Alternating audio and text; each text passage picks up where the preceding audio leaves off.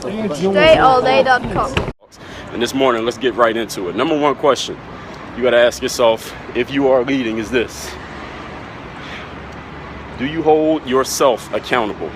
Are you holding yourself accountable for the things that you need to do? Because if you are leading and you're not holding yourself accountable, you can't hold other people accountable in your right mind. People are not going to believe it when you try to hold them accountable if you're not holding yourself accountable. So number one, are you holding yourself accountable? Number two, does your presence make other people step their game up? Do other people step up when they know you're around? When you're around, does it make them say, damn, you know what? I could do better. You know what? I could work harder. You know what? I could stay an extra hour. You know what? I can step my game up. You know what? I can look at what I'm doing and do something better. You know what? I can go get my own trainer on the side or my own coach outside of what I'm learning at work and step my game up. And number three, are you setting the example? Are you doing something that is above and beyond the job description, is making other people say, you know what, I can go above and beyond. I can do a little bit more than I've been doing.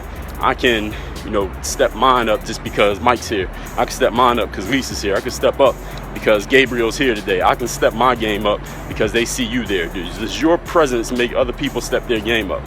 Are you setting an example for other people to follow? And most important, do you hold yourself accountable as a leader? If you can't lead if you're not holding yourself accountable.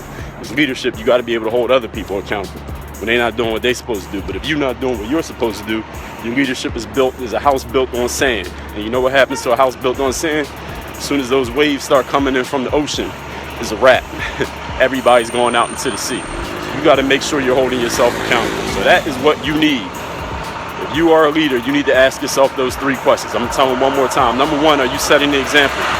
Number two, are you holding yourself accountable?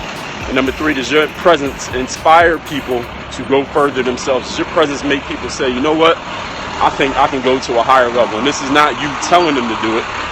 Accountability is when you're telling them, hey, you didn't do what you were supposed to do. Inspiration is when you just do it and they do it on their own just because they see you doing it. You understand the difference? That's the difference between inspiration and accountability. Accountability is me telling you. Inspiration is you just do it because you see it without me saying a word.